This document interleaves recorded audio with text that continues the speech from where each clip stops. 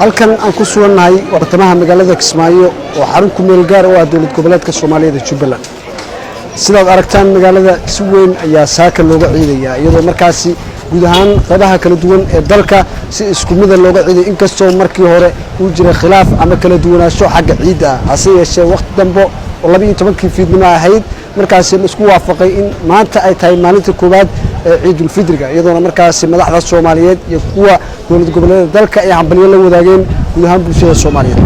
waxaan mikrofoonka la dhaxmaray si aan u ogaado dadka ku dhaqan magaalada Kismaayo iyo dareenkooda ku aadan qaabka maanta ay uga ciidayaan guud ahaan magaalada Kismaayo indhaygu waxay qabanayeen dad aad u tiro badan oo siyaabo kala duwan isugu marxabeynaya isla markaana isu hambalyeynaya inkastoo ay jiraan duruufo qallafsan oo dalka oo dhan ama guud ahaanba dunida oo idil ka jiro oo ay ka mid yihiin xaaladaha markaasi caabuqa COVID-19 abaaraha iyo daadadka waaweyn ee ka dhacay qaybo ka mid ah dalkeena Soomaaliya kuwaas oo saameeyay kumanaan qof oo danyar ah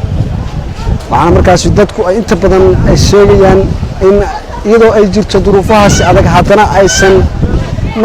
aysan saameyn ku yeelan in ay bulshada la wadaagaan dareenkooda ku aadan maalinta ciidda si aan u ogaano dadkaasi iyo dareenka dhabta ee ka dhex buuxaya ayaynu mikrofoonka Jubbaland TV la wadaagnay dhammaan waxaana markaasi hadalladooda ugu badnaa ay ahaayeen kuwa markaasi hawada salaan isu marinaya isu marxabeynaya isla markaana isugu hambalyeynaya in sanadkan kiisa kale barwaaqo iyo basbash uu eebba ku gaarsiiyo magacaygu waa Maxamed Cabdi Dhuux Nuur Mire waxaan joogaa magaalada Kismaayo waxaan ka tirsanahay dadka shacabka ah ee maanta ku iiday magaalada Kismaayo ma sha Allah waxaan salaamayaa dhammaan muslimiinta meel kasta ay joogaan waxaan u idin si fiican ilaahay sanadkiisa rabadaanteeda ilaahay subhanahu wa ta'ala nabadhan lagu gaarsiiyo dhammaan waxaan ku ciidnay ciid mubaarak dhammaan waxaan salaamayaa ehelada afyaashay ayayaalkay dhammaan waxaan kaloo salaamayaa madaxda Soomaaliyeed oo u horeeyay madaxweynaha dawladda federaalka Soomaaliyeed mudane Maxamed Cabdullaahi Farmaajo madaxweynaha maamul goboleedka Jubbaland mudane Axmed Maxamed Islaan sorry dhammaan way salaaman yihiin aad baan waxaan ugu hambalyeynaya ciideedahan ilaahay nagu gaarsiiyo barwaaqo bashbash تقبل الله منا ومنكم عيد المبارك علينا وعليكم عيد وناكسن الحمد لله رمضان كي فضلك بدنا إلهي ونقو واجب يالي وأن سوق قدني إيا فضلك صلاة عيد معلم برواقان جوغنا إلهي أنك أقبله عيد وناكسن دمان المسلمين تا ميل والبي جوغان خاصة سومالي دا sidoo kale waxaan intaqaana salaan qaas u dirayaa reer Jubbaland meel walba ay joogaan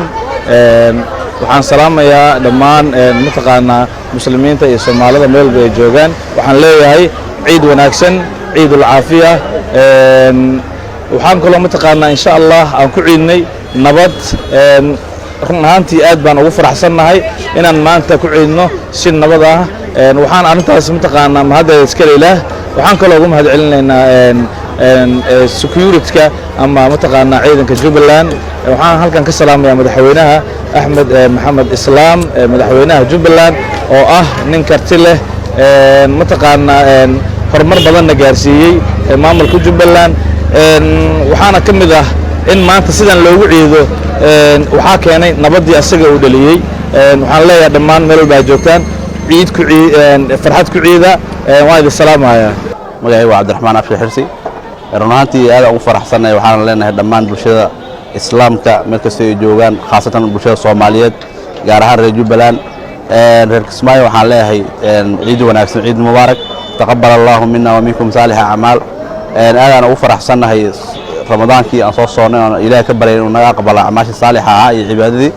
oo waqti adag ku soo aaday in maantana yoomul farax ay tahay oo ciid aan la wadaagayno muslimiinta dhammaan reer Kismaayana aadanaha ku faraxsanahay in maanta aan afurnay oo inoo tahay bashbash iyo barwaaqo guud ahaan dalka oo dhan ayaa sidan oo kale looga wada ciiday waxaana markaasi magaalooyinka waaweyn ee caasimadda ugu horeysa Muqdisho dadku ay markaasi banaanada iyo wadooyinka ay marayaan si koox ah